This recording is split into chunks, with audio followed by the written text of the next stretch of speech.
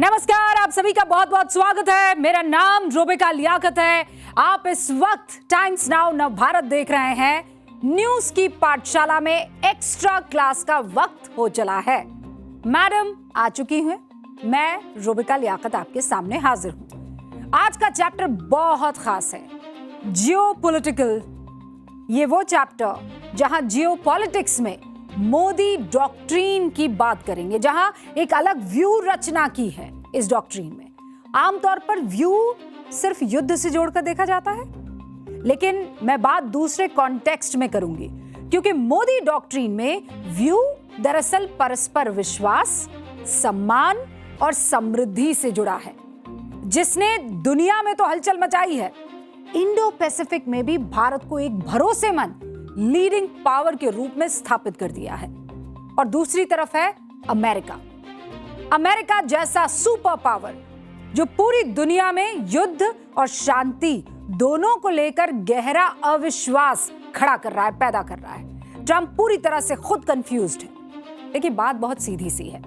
दुनिया देख रही है कि मौजूदा ग्लोबल चैलेंजेस के बीच प्रॉब्लम्स का सलूशन कौन निकालता है, वर्ल्ड पीस कौन स्थापित करता है, समृद्धि का, प्रोस्पेरिटी का सूत्र कौन आगे रखता है। और यह सब मिल रहा है मोदी डॉक्ट्रीन में। तो चलिए शुरू करते हैं आज की क्लास पहले चैप्टर के साथ।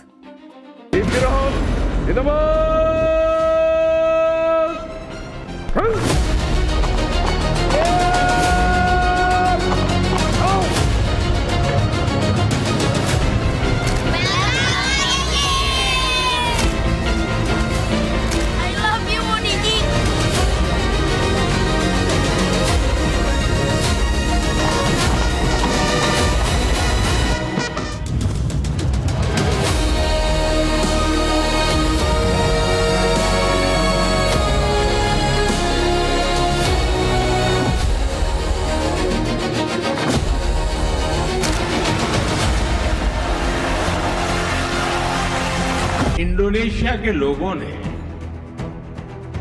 यहाँ के प्यारे बच्चों ने, युवाओं और महिलाओं ने आज के दिन को मेरे जीवन के सबसे यादगार दिनों में से एक दिन बना दिया। Just before I made my state visit to India, I had what is called a genome sequencing test. Please join with me in welcoming my friend, Prime Minister Narendra Modi.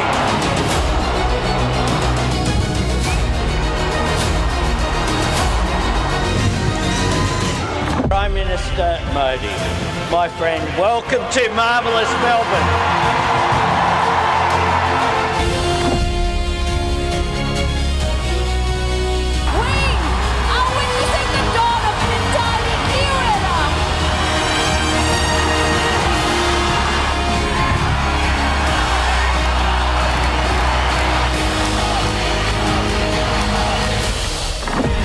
Tonight, New Zealand makes history. For the first time in 40 years, an Indian Prime Minister stands on New Zealand soil.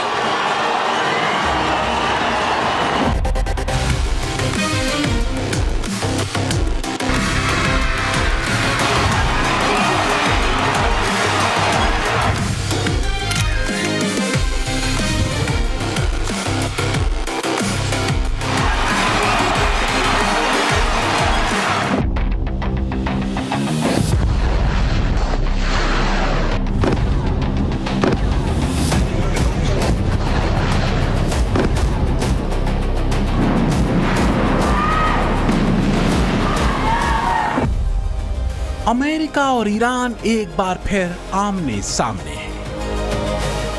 America Iran piece framework, जिसे Versailles समझौता भी कहा गया, अब बारूद में उड़ चुका है।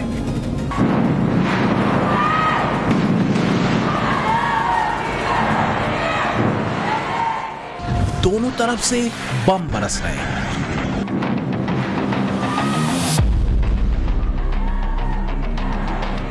मिडिल ईस्ट में तनाव एक बार फिर चरम पर है। अमेरिका और ईरान ने रविवार सुबह एक दूसरे के सैन्य ठिकानों पर बड़े पैमाने पर हमले किए। स्पीकर एमबी गरीबाफ ने सोशल मीडिया पर सीधी चेतावनी अमेरिका को दे दी है। एक तरफा समझौतों का दौर अब खत्म हो चुका है। अपनी बात पर कायम रहो वरना कीमत चुकानी पड़ेगी। तो क्या दुनिया की टेंशन अभी खत्म नहीं हुई है? क्या मिडिल ईस्ट का तनाव वैश्विक अस्थिरता को एक बार फिर से और ज्यादा बढ़ाने वाला है? क्या शांति के लिए कोई उम्मीद अब बची दिखाई नहीं दे रही? सवाल है क्यों? जवाब है नियत।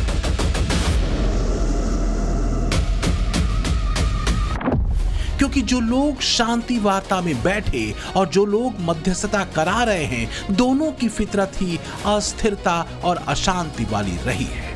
फिर चाहे वो अस्थिर दिमाग वाले लीडर के तौर पर देखे जा रहे ट्रंप हों या मध्यस्थता कर रहे उनके दो आतंकनिष्ठ चेले। और सबसे बड़ी आयरनी ये है कि ये दोनों दुनिया में शांति की डींगे हाँक रहे हैं। लेकिन ग्लोबल अस्थिरता के ऐसे दौर में एक लीडर, उसका एक डॉक्ट्रिन, एक सूत्र दुनिया को स्थायी शांति और समृद्धि की उम्मीद दिखा रहा है। और ये है the Modi doctrine.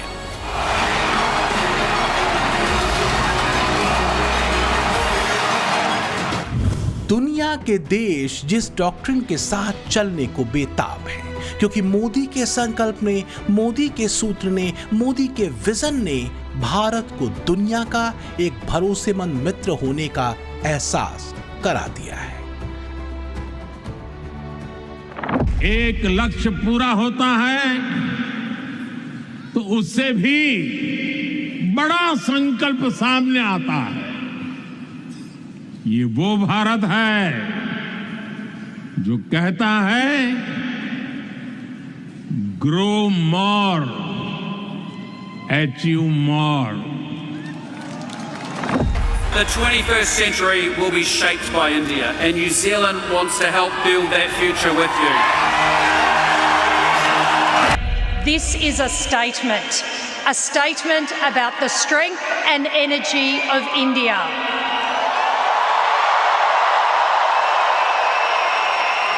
A statement about the diversity of our community and a statement about the economic future that Victoria and India are building together. नमस्कार।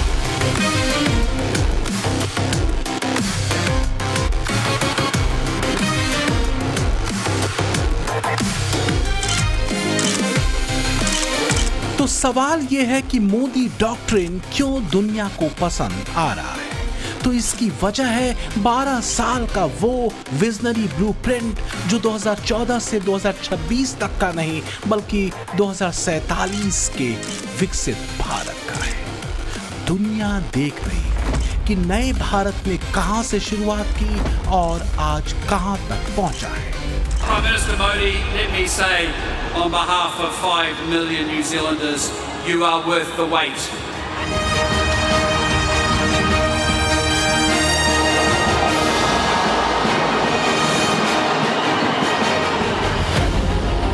ये दुनिया देख रही है कि भारत का विदेशी मुद्रा भंडार कांग्रेस के यूपीए वाले दौर में 313 अरब डॉलर का था, जो अब दोगुने से भी ज्यादा होकर 674 अरब डॉलर का हो चुका है।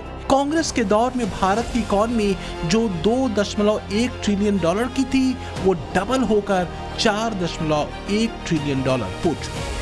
देश में प्रति व्यक्ति आय 87,000 रुपए कांग्रेस के दौर में थी, जो आज बढ़कर करीब 2.5 लाख रुपए हो चुकी है, यानी करीब 3 गुना ज्यादा। देश में मिडिल क्लास जो 30 करोड़ का था 2014 से पहले, वो बढ़कर अब 45 करोड़ के आसपास है। India now has one of the largest middle classes in the world.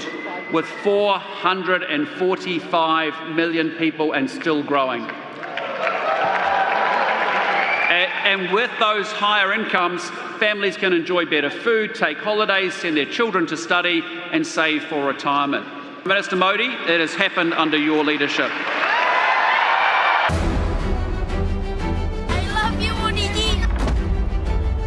विश्व भारत के करीब आ रहा है और दुनिया के सो कॉल्ड सुपर पावर्स वाले कुछ चेहरों को ये खटक भी रहा है। ट्रंप अमेरिका की फजीहत पूरी दुनिया में करा चुके हैं।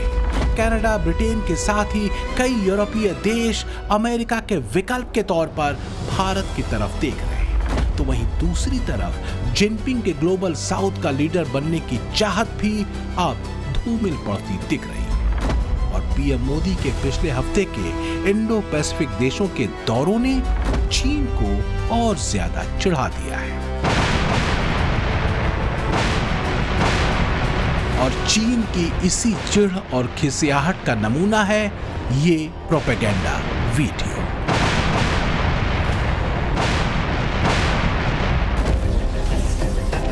चीन खंबा नोच रहा है, बस अंतर यह है कि खंबे की जगह S-400 है।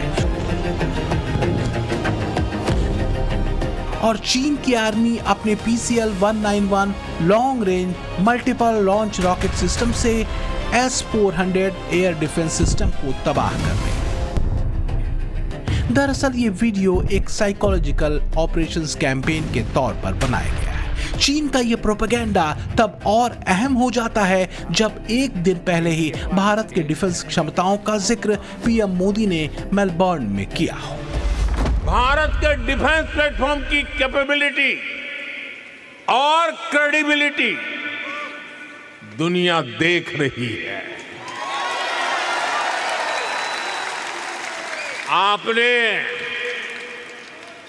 आपने ऑपरेशन सिंदूर के दौरान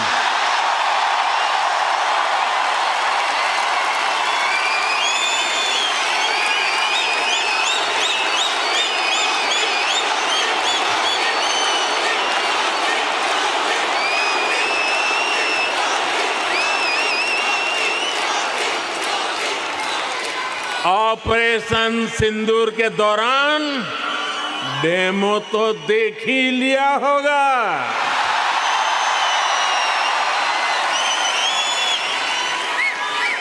धमाके आतंकियों के अड्डों पर हो रहे थे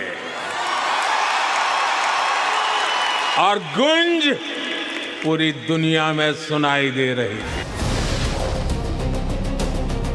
वैसे दुनिया से यह छिपा नहीं है कि ऑपरेशन सिंदूर में भारतीय सेना ने सिर्फ आतंकियों या पाकिस्तानी आर्मी को नहीं फोड़ा था, बल्कि चीन और तुर्की के सपोर्ट सिस्टम को भी तार तार करके तबाह कर दिया था। और तमाम सपोर्ट के बाद भी भारत का डिफेंस सिस्टम भेदा नहीं जा सका। पाकिस्तान और चीन तो क्या, अमेरिका को भी इसका अंदाजा नहीं था। भारतीय एयर डिफेंस सिस्टम कई परतों में फैला हुआ है, यानी अलग अलग रेंज पर खतरों को खत्म किया जा सकता है। भारतीय वायुसेना ने S-400 को बचाने के लिए कई ऑपरेशनल बदलाव किए हैं।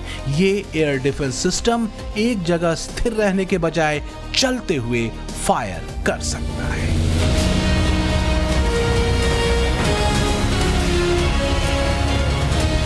चीन की सबसे बड़ी खिसियाहट है इंडो पैसिफिक को लेकर पीएम मोदी की एग्रेसिव मित्रता नीति। Free and open Indo Pacific का वो सूत्र जिसने सीधा चैलेंज इस रीजन में चीन की दादागिरी को दिया है। मोदी के पिछले महीने सेशल्स के दौरे से लेकर अब इंडोनेशिया, ऑस्ट्रेलिया, न्यूजीलैंड के दौरे को एक बड़ी रणनीति का अहम हिस्सा माना जा रहा है। ये इंडियन ओशन है। यह सेशल्स जो देश है वो इंडियन ओशन के वेस्टर्न साइड में है, western side of Indian ocean, पूर्वी तट पे। और दूसरी तरफ आप देख सकते हैं इंडोनेशिया, ये इंडोनेशिया है। ये इंडोनेशिया इंडियन ओशन के ईस्टर्न साइड में है, पूर्वी छोर पे है। तो इंडियन ओशन के वेस्टर्न छोर से इंडियन ओशन के वेस्टर्न छोर तक ये एक स्ट्रैटेजिक अलायंस रहा। आप सोच करके देखिए, एक कोने में सेशल्स, दूसरे कोने में इंडोनेशिया, दोनों कोनों को लामबंद कराना अपने इंटरेस्ट के लिए यह भारतवर्ष के प्रधानमंत्री ने करके दिखाया। चाहे इंडोनेशिया हो, ऑस्ट्रेलिया हो या फिर न्यूजीलैंड, तीनों इंडो पैसिफिक में मुक्त, स्थिर और नियम आधारित क्षेत्र का समर्थन करते हैं। लिहाजा जब से पीएम मोदी इन देशों के दौरे पर निकले, तब से ही बेचैनी बढ़ी हुई है और कईयों की छाती पर तो ये तस्वीरें कटार सी चल रही हैं।